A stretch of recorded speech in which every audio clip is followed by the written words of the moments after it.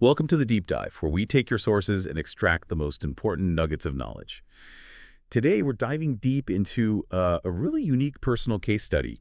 We've been given this rich narrative from a listener, detailing their family's significant life events, the triumphs, the challenges, illnesses, even some really unexpected twists of fate. Yeah, and our mission today is to sort of peel back the layers of this fascinating story. Using the insights from the material you've provided, we'll explore the underlying principles that might explain why these things happened, particularly through the lens of karma and the profound impact of one's actions. It's a powerful illustration, really, of how past deeds, both seen and unseen, can intricately shape our present realities. Right. Get ready to connect some surprising dots, because we're about to unpack a story that truly shows just how interconnected our lives are to our actions.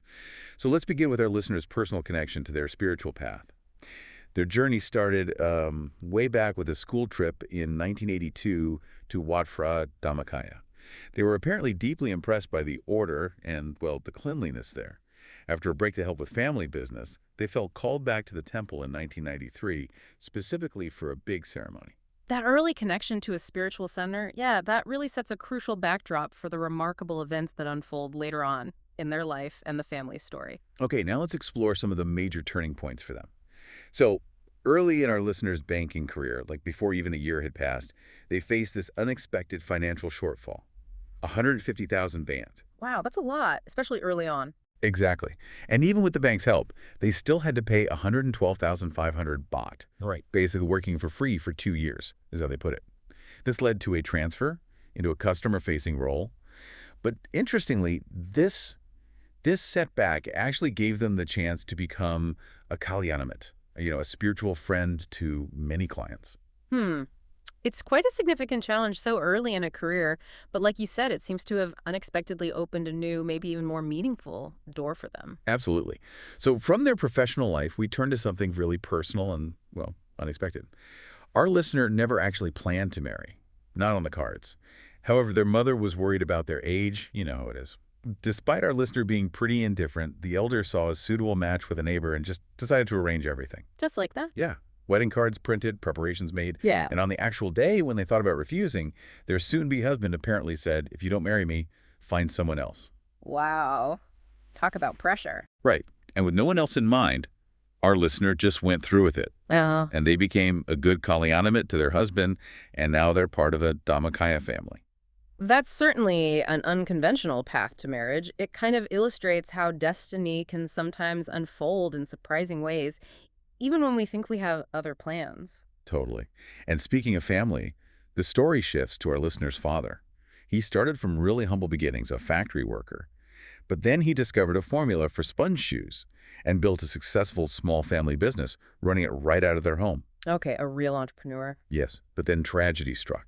A fire consumed their factory and their home, everything. The mother, her focus was saving the children. She actually saw stacks of money burning. Oh, devastating. And the father, desperately trying to fight the fire, nearly died. Had to be carried out. They lost absolutely everything. Had to temporarily live with relatives. A truly shattering event, wiping out everything they had built just like that. It's hard to imagine the shock and the loss. Yeah. So the family had to rebuild completely from scratch, new location. And with no outside staff, the entire family, kids included, had to work tirelessly. Yes. Owners and employees all rolled into one. Wow, that's intense pressure on everyone. Definitely. And despite all his hard work, the father had this heavy smoking habit, like 2-3 packs a day. Oh, dear. He developed a severe cough, ended up having this painful medical procedure, fluid drained from his ribs. Doctors warned him, stop smoking. He did, for about a month, but then started again. He passed away on January 5th, 1997. Our listener remembers telling him about attending a pillar casting ceremony at the temple just before he died. His death happened later that night after he felt some chest tightness at a party. That last conversation about the temple, that's quite poignant. It really highlights that thread of spirituality running through the family story, even in the toughest moments. It does. Continuing with the family's health challenges, the listener's mother. She married into poverty, worked incredibly hard, had 7 children, and never had that traditional postnatal care. She now suffers from diabetes and degenerative knee disease. A life of hardship, clearly. And then a younger brother suffered this terrible industrial accident. A shoemaking machine nearly severed his foot. awful. Oh, my goodness. Yeah, lots of blood loss. Doctors managed to reattach it, but there was this critical 3-day observation period.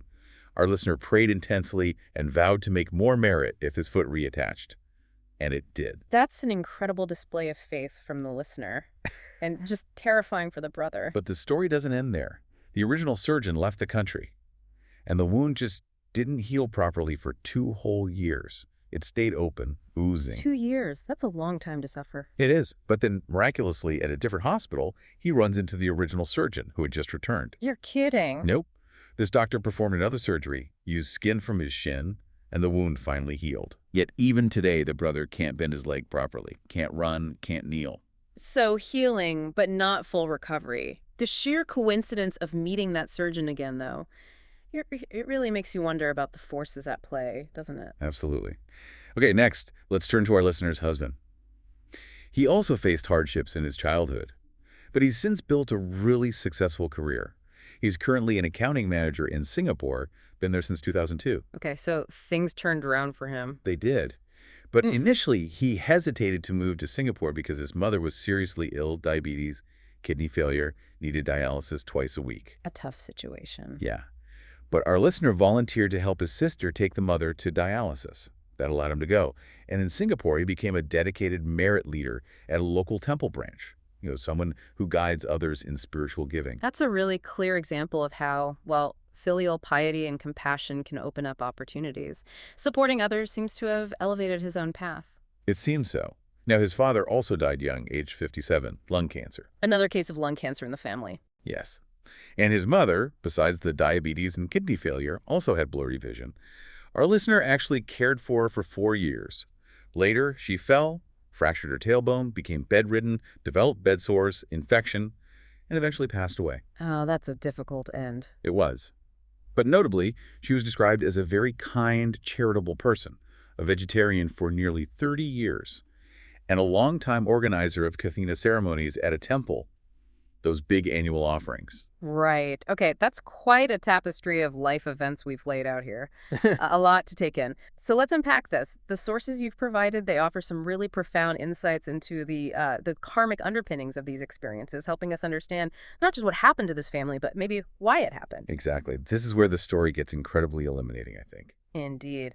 Let's start with that devastating factory fire. That seems like a good place. According to the insights provided, this event traces back to a past life. The listener's father, living in an agricultural society back then, had a conflict with a villager, and he secretly burned down their barn as an act of revenge. Wow. This specific negative action, the sources indicate, manifested as the fire in this life. It powerfully illustrates that principle of begets, in karma, Destructive actions, especially those driven by malice, can manifest as similar destruction even across lifetimes. That's incredibly direct. It's striking how those past actions seem to influence their present struggles. What about the parents' difficulty finding helpers and the father's general struggle building the business back up? Well, the sources suggest that their parents' struggle, the difficulty finding helpers, it stemmed from the father's past life belief system. He firmly believed success came only from hard work, not from the power of merit or generosity. So while he did perform social welfare acts, supported his family, his Dana Barami, the perfection of giving, it was considered, insufficient for a smoother, less difficult path. It kind of shows us that while effort is absolutely crucial, an openness to that spiritual principle of giving can significantly ease life's burdens. That makes a lot of sense. So moving from his earthly struggles, what happened after the father passed away? What do the insights say about that? That's a powerful transition because the insights reveal a challenging journey for him immediately after death. His state of mind at the moment of death, the katanimit, it wasn't clear or bright, it was troubled. This caused his consciousness to sort of drift, apparently for a full week. A whole week? Yeah. Then he was taken by these spiritual guides, often called celestial officers in these teachings, to a lower realm, Yamaloka, specifically to a place described vividly as a hot ash pit. A hot ash pit. That sounds grim. Extremely. This realm, according to the sources, is unimaginably hotter than anything on Earth. So hot that souls apparently just disappear instantly when thrown in. And this specific manifestation is described as a direct consequence of his heavy smoking and also some drinking in his earthly life. So it connects directly back to the smoking habit. Exactly. It illustrates a very precise karmic retribution where the internal suffering caused by substances can manifest externally in a really harsh environment after death. That's a stark picture. Did the merit dedicated by the children, did that reach him? Did it help at all? Yes, the sources confirm the merit dedicated by the children did reach him, and it lessened his suffering significantly. Okay, that's something. It is. However, he remains in intense pain and desperately, desperately wants more merit to be freed from this realm. It's a powerful reminder that spiritual support can alleviate suffering, even in the most dire post-mortem circumstances. But consistent effort from those still living is really vital for complete liberation. That's a strong message for the family. Now let's turn to the mother's illnesses, her diabetes, the degenerative knee disease. You mentioned the sources challenge the common belief about postnatal care. So what is the karmic explanation? Right, this is fascinating. Her diabetes and knee disease are not linked to her missing that postnatal confinement period, which is a common cultural belief. Instead, the sources reveal they are karmic consequences from a past life where she regularly killed animals for food. Really? Killing animals. Yes. It highlights how these karmic threads can be really unexpected and complex, not always what we might assume. To alleviate this, the insights suggest she should make all forms of merit-giving, observing precepts, meditation, and specifically regularly release animals, dedicating the merit to those she harmed in the past. So specific actions leading to specific ailments and specific counteractions needed for relief. Precisely. It's a clear demonstration of that cause and effect relationship. Wow. Okay, that's a truly surprising revelation. Yeah. What about the younger brother's horrific foot accident? The machinery incident? That one's also very direct. His foot being nearly severed by the machine is shown as a direct result of karma from a past life. In an agricultural society, he habitually set animal traps. This led to the killing of many animals, again, primarily for food. Setting traps. Yeah. This shows how actions considered maybe just getting by or necessary for survival, like using traps, can still have very serious karmic repercussions that manifest physically, like injury or disability, in a future life. Okay. And the prolonged suffering. The 2 years the wound didn't heal, and then that incredible, almost miraculous re-encounter with the original surgeon. How does that fit the karmic picture? Right, so the foot reattached, but his inability to fully bend his leg or run indicates the karma from the animal trapping wasn't fully exhausted. The sources state it was only about 80% diluted or worked through. 80%. So that remaining 20% caused the lingering disability. The 2 years of suffering with the unhealed wound, that occurred when his negative karma was still quite heavy, quite potent. I see. His fortunate reencounter with the original surgeon, the one that led to the wound finally healing, that happened when his karma began to lighten. The conditions basically ripened for that positive turn. So the timing was linked to his karma lessening. Exactly, and it's clarified. There wasn't some special karmic bond between the brother and the doctor specifically. It was purely his individual karma's progression, the shifting intensity of it, that brought them together again at the right moment. It reminds us that karma isn't always simple, like an on-off switch. It can unfold in stages, with periods of intensity and periods of, well, relative lightness. So the suffering was his own karma unfolding, and the re-encounter was a sign that karma was shifting. That makes the whole thing even more profound somehow. Let's move to our listener's banking debt, that 150,000 baht shortfall early in her career. Yeah, this listener's banking debt provides another clear illustration. The sources suggest it stemmed from a past life. In that life, she was an accountant for a wealthy person, and she subtly manipulated the financial records, basically made money fall through the cracks, as the source puts it, to help a sibling who was struggling financially. Ah, she was trying to help someone. Yes, the intention might have seemed good, helping family, but the action involved deception, taking something that wasn't hers. The source highlights that while the rich person didn't notice, karma, with its perfect accounting, certainly did. It demonstrates that actions, even with seemingly noble intentions, if they involve deceit or unjust gain, still create a karmic debt that needs settling. A clear case of maybe good intentions, but still leading to a direct karmic consequence for the listener in this life. Okay. And her unexpected marriage, given she never planned on it at all. This is where the ripple effect of past connections gets really fascinating. The reason our listener, who had zero intention to marry, ended up doing so is because in a past life, she and her current husband were already married. We were. Yes. They were described as a merit-making couple and also good friends back then.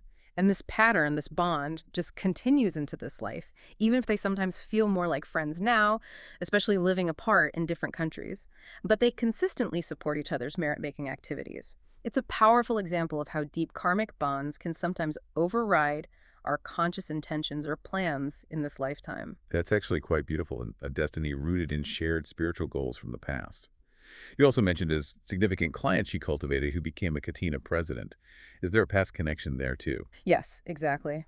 That significant client, the one who became a regular Katina president, was revealed to be a close relative and a Kalyanamit, a spiritual friend, to her in a past life. They were always supporting each other back then as well.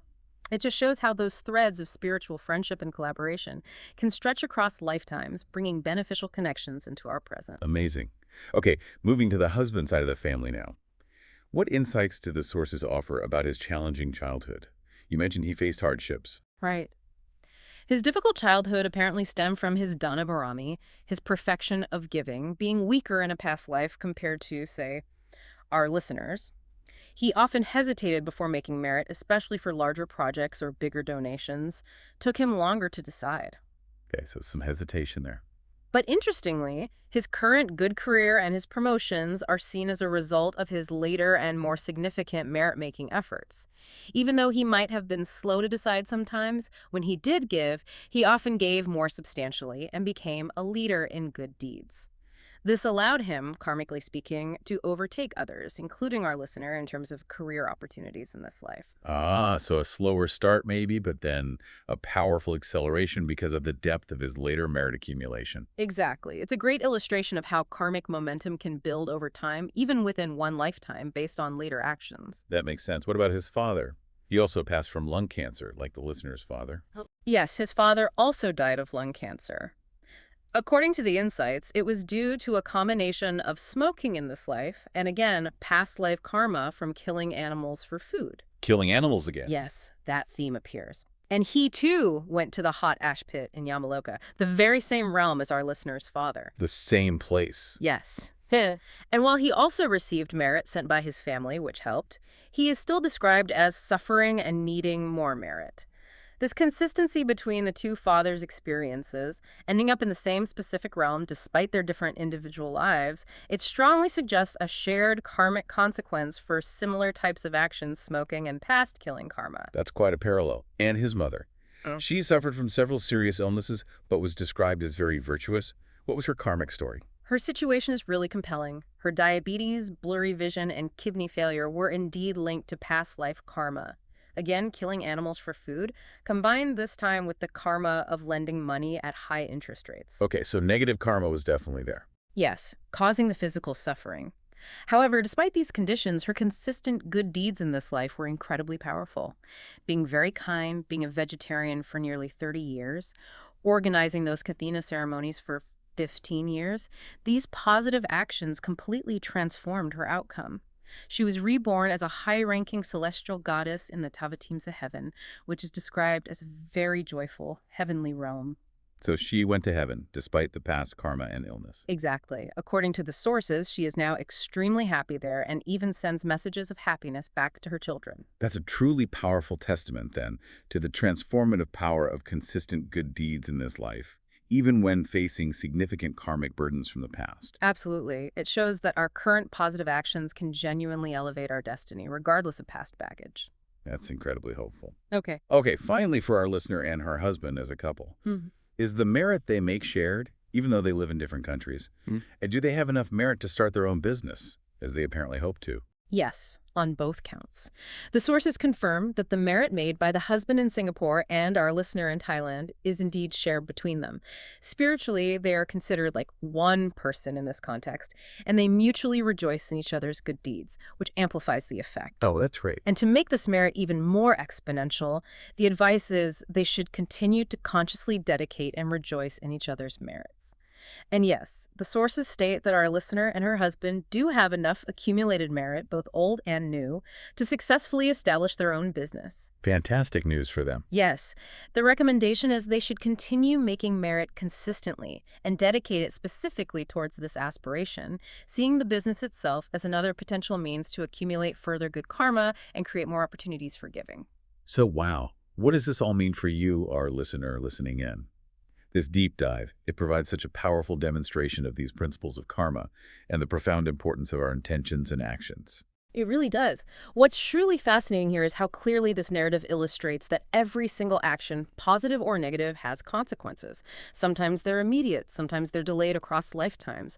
We saw how a past act of revenge apparently led to a devastating fire in this life, how a lack of focus on spiritual giving or merit can lead to hardship, and conversely, how consistent acts of kindness and generosity, even if they seem small or are accumulated slowly, can truly elevate one's life circumstances and even determine one's destiny after death. Yeah, and those specific details, like the mother's illnesses not being linked to the expected cultural reason, but to specific past life actions, or that vivid, frankly terrifying description of the hot ash pit realm, it really drives home the depth of these spiritual principles. It's such a compelling reminder that there's often, well, much more to the story than meets the eye, that unseen forces might always be at play. Absolutely, and ultimately you can see how dedication to making merit in all its forms, giving, observing precepts, meditation, how it acts as this incredibly powerful force. It mitigates suffering, it enhances good fortune, it can even guide souls to better realms after death, as we saw with the husband's mother.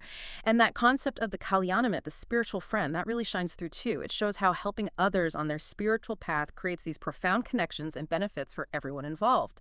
This rich case study, it really encourages all of us, I think, to reflect deeply on our own actions and our own intentions. Indeed.